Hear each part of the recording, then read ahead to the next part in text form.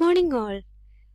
Today we are going to discuss about one of the important theory in public expenditure or important hypothesis in public expenditure presented by Colin Clark, and it is known as critical limit hypothesis.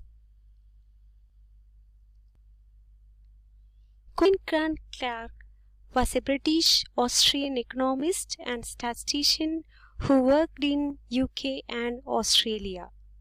The hypothesis is basically concerned with the tolerance level of taxation. It was developed by Colin Clark immediately after the Second World War. The hypothesis draws conclusion from the empirical data drawn from several Western countries for interwar period. Clark wants to point out that in an economy, inflation emerges when the share of the government sector, as measured in terms of taxes and other receipts, exceeds 25% of the aggregated economic activity in the country. When public expenditure reaches 25% of the total economic activity or aggregate amount of expenditure in the country, the taxpayer's ability to pay more tax is exhausted. Public expenditure beyond this 25% limit means disincentive to producers and fall in production due to taxation beyond the tolerance level. The hypothesis rests upon the following two institutional factors. When tax collection by government exceeds the critical limit of 25% of the total GNP, the income earners are badly affected by reduced incentives and decrease in their production activity. They produce less than what they are capable of doing. This leads to a reduced supply. In short, taxation beyond the critical limit will adversely affect the incentive to produce and invest.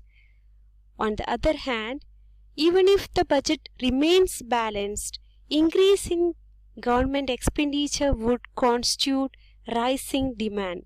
Therefore, inflation is generated from maladjustment between demand and supply.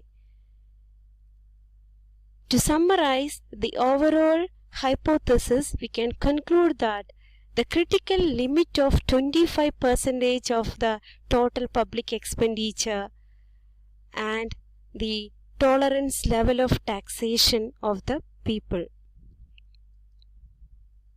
Even though Colin Clark's critical minimum effort thesis is well accepted by the business community, its significance in the academic circle is very limited.